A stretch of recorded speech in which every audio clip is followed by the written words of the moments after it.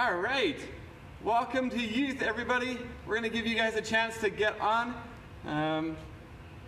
We unfortunately had to close down, so there's nobody here in the building, except we do have the youth leaders here. There's still less than 15 of us, and hey, Josh, you're kind of like that guy in all the announcements that is doing like for the audibly impaired. But can you do like I don't speak sign language.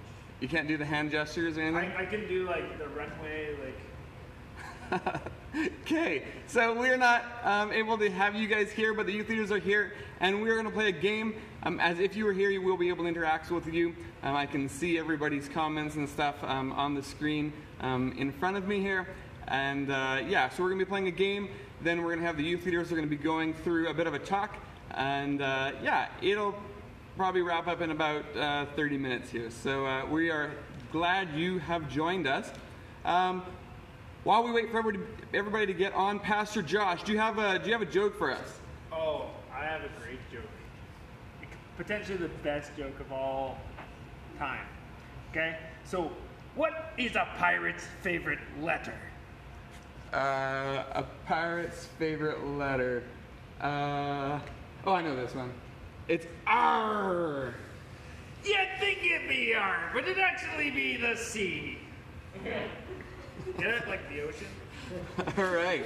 Awful joke. Okay. Joel thinks he's got a better joke than that one. So Joel, why don't you come up here and tell us your joke. Remember, we're gonna be All right. So down in Hawaii, they're having a lot of issues with noise complaints. The cops keep on getting called over and over again, and so they decided to put in a new law that said that you can't laugh like with a high-pitched laugh. So now all they can do is aloha. Oh, come on. How is that better than mine? So Joel thinks his joke is superior. Pastor Josh thinks his is good. Joel, awful joke, but Josh, you weren't much better.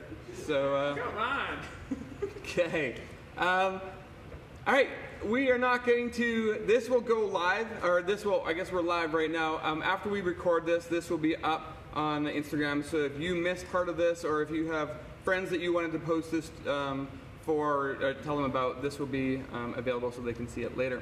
We're going to play a game, and this is called Not That Big of a Deal, okay? Or Not That Big of a Deal. All right, so this is how it's going to work. We have got a food item that you get to pick as to which youth leader eats, and they're going to have to eat that food, and they have got to act the whole time like it's not that big of a deal. All right? You're going to be judging them, and you're going to decide, does their face, their expressions, how they're eating, make it look like it's a bigger deal than they're letting on. All right? So what they're going to be eating, we're going to have them over here. They are going to be eating, I don't know if you can see here, they're going to have to eat a lemon. Okay? They're going to be eating a lemon, and they've got to act like this is no big deal. So let me introduce you to which youth leaders are here tonight. So we have got Bailey's here. You want to say hi, Josiah? Hello. We got Elise here. Hi. Hey guys. Josh Weir. Hi. Alyssa. What's up, everybody? And Mr. Zach. Hey. All right, so if you can just on your feed there type in, who do you want to see eat a lemon like it's not that big of a deal? Just let's go. I'm going to go back over to the TV screen to see if any of you guys want to vote. If not, Pastor Josh, actually while they're typing things in, Pastor Josh, who is the first person that you want to see eat a lemon like it's not that big of a deal? I'm going to go with Bailey. Yeah. Because she was nodding her head like no so it's a go-go. Roll, you're up. Emily. Bailey is definitely not interested in playing this game. Anybody else want to? Oh, we got Elise. Elise, you are up. Oh, yeah. Zach has been nominated. And Zach, you've been nominated as well? Joel. Joel's been nominated by and it looks like Joel. All right, so we've got our whole crew up here right now. We've got, we put on my mask. You gotta cut into it. We have got Bailey up here. We have got Elise. We've got Joel, and we've got Zach. All right, so you guys understand the rules. we're going to be filming you while you're eating. We are looking for your face to look like this is not that big a deal. Are you guys ready to start? Definitely. Oh yeah. Yes. Oh, yeah. Bailey's not sure how to eat a lemon, so let's actually start with Bailey so we can watch how she manages. All right, let's go. Well, I'm just gonna slice right into this. I'm gonna just go for it. That's sour.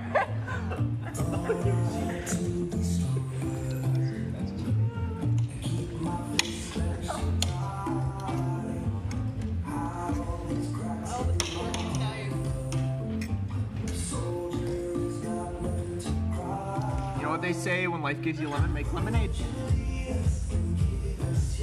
that cheating though? Nope. Yeah, that's gotta be cheating. What the heck? I want you to take a big bite out of it. Garnish it. It's really not actually that bad.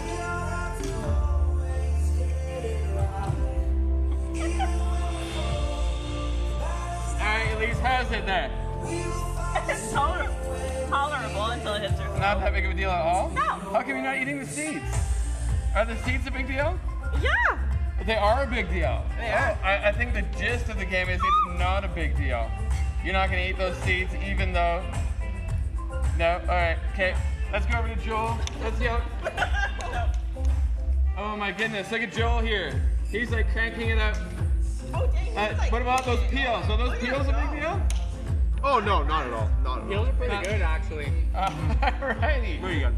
The things you can do. Peels actually aren't even bad. You're rocking this. This is just like mom's cooking, hey?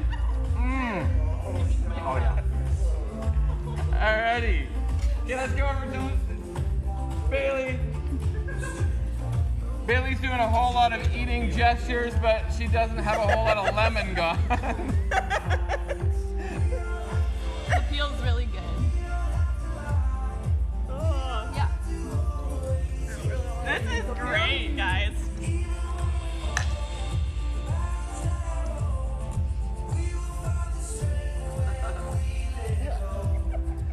Alrighty. How is it?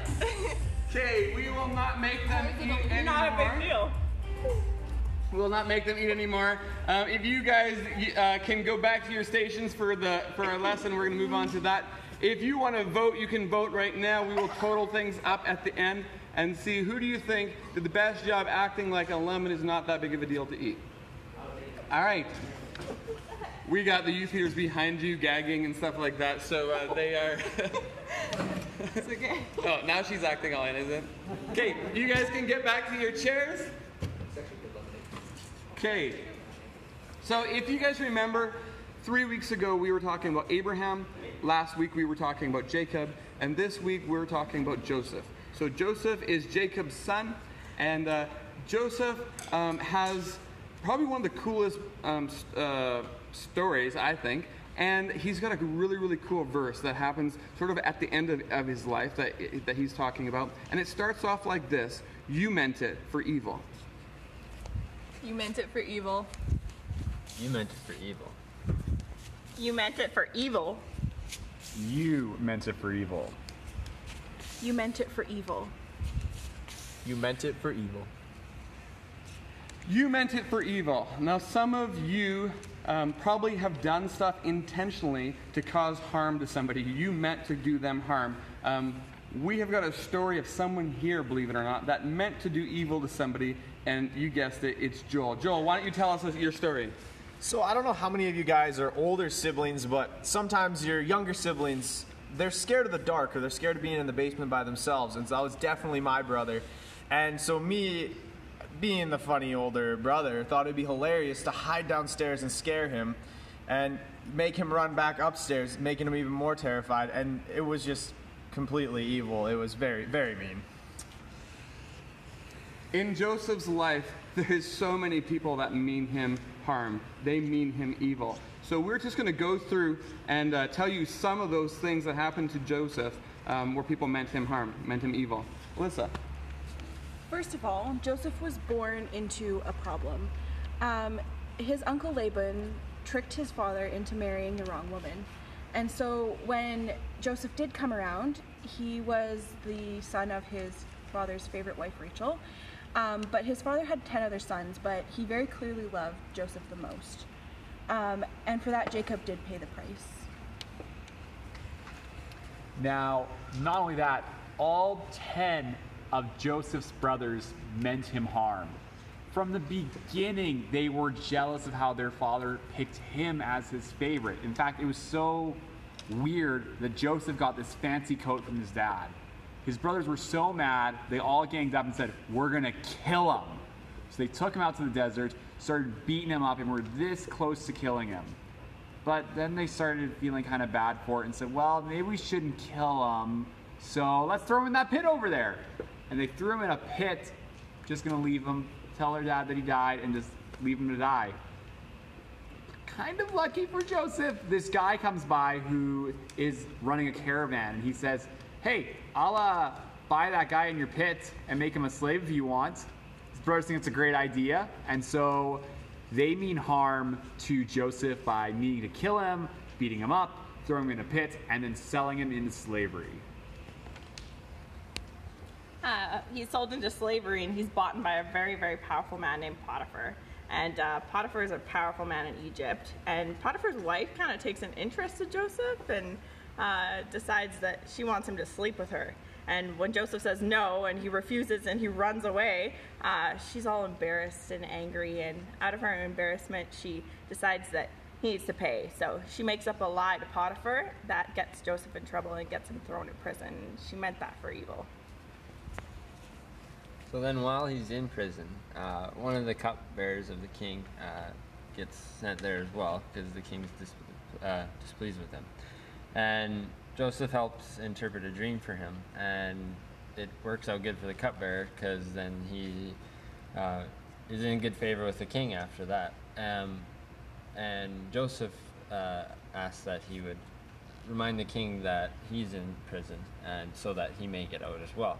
But when the cupbearer gets out, he fails to mention that to the king, and he's stuck in there for another 2 years. So, again, meant for evil.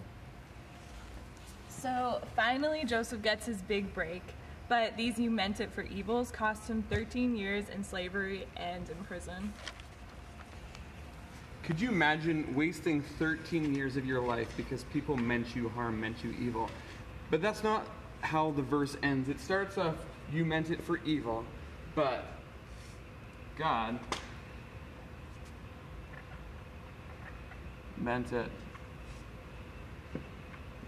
for good. There we go. God meant it for good. God meant it for good. God meant it for good. God meant it for good. God meant it for good. God meant it for good.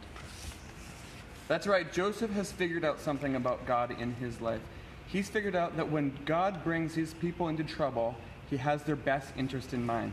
He brings people into trouble while planning their good. I'll say that again. God brings people into trouble while planning their good. In Joseph's story, he's not focusing on the evil that's been caused him. He actually is looking for what is it that God is going to be doing through the evil that's going to be good. So we're just going to go through again the same storyline, but because he wasn't looking for the evil, he was looking for how God could use him for good. This is what God was able to do in his life. Alyssa.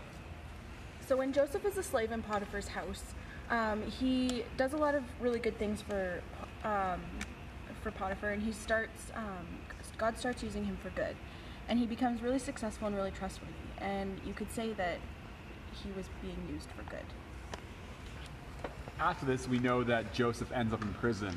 But during his time there, he practices the character of God that he's learned through his life. And by doing that, he gains a lot of favor with other prisoners. He even gains favor with the prison guard to the point where he's put in charge of the entire prison. And not only that, he interprets the dreams of those two guys who were in his cell. Some cool stuff comes out of that. And through all of that time, even though he's in prison, God meant that time for good. After all that, Joseph got taken out of prison to interpret the dream of Pharaoh. And he doesn't use that as an opportunity to escape evil. Instead, he uses it as an opportunity for God to show good. And sure enough, the good comes. Joseph is made ruler of all of Egypt, and the only person outranking him is the Pharaoh himself. And he actually gets to be in charge of a lot of different things. And Joseph is part of the reason why Egypt and the surrounding countries and even his brothers who mistreated him don't starve in a famine. And God used it for good. So if Joseph was here and he wanted you to get a point, he would be wanting you to get this, that when God brings people into trouble, he's working out the good. So when God brings people into trouble, he's working out good in their life. Pastor Josh. I don't know if you're like me, but I'm not convinced of this, really. Like, I think that, I don't know, I'm a shortcut guy. I don't know if you ever were like that, you know, maybe you went to the corn maze last summer. That was me. I was like trying to find the short way through. It's like, can we just skip through the trouble part? You know, I have some friends. I think they can help us out with this. They're going to prove my point, okay? We're going to go see my friend Sydney right over here. Hey, Sydney! Oh, hey, Pastor Josh. Hey, how you doing, Sydney? Oh, Good to so see you. good. Good to see you. What are you doing? Oh, I'm studying hard for my finals. No, Sydney, you're gonna get a hand cramp, man. You're gonna, like, your eyes are gonna burn, all that stuff. Why? Well, because if I don't study, then I won't do good, and I need to get into college, so I know all this pain's gonna be worth it. Sydney, no, man. Ugh, come on. You're killing me, Sydney. Oh, okay. So Sydney didn't prove my point, but my next friend will. Okay, I'm convinced. My good friend Dimitri here. Okay, we're gonna go check on Dimitri. Yo, Dimitri! Dimitri! Oh, Dimitri, what are you doing? I'm doing my exercise. 200. 201. Why are you doing the exercise? It's gonna hurt you, man. Yeah, sure, it may hurt now, but I need to get muscle to be big and strong. I put my muscle through pain so I can gain more muscle with truck. Oh my goodness, Dimitri. Okay. Well, I guess sometimes you do have to go through pain in order to see the game. Pass it off back to Pastor Rob. We're used to this in our physical lives, so we put ourselves into pain all the time because we already know this. We study for an exam. It's not like it's pleasant studying for an exam, but we do it because we want to pass. We want to do well in school. We'll do all the effort it takes. If you're into working out, into running, into playing sports, you get the same concept. Where if you're not doing something hard, if you're not doing something that's painful, usually for a period of time, it's not like you just work out once. It just is regular. It leads us to something that is good in our life, and we're used to that. And it's the same concept when we talk about our spiritual life, and God knows this. So God will put us into places of pain where we experience, or sometimes we can look at it and it feels like evil, because he's working out our good. Let's go over to Pastor Josh, and he's got some questions for you. Hey guys, some questions for you guys as you're at home. You can talk with the people around you, your family, or you can also post your answers here on the live stream, okay?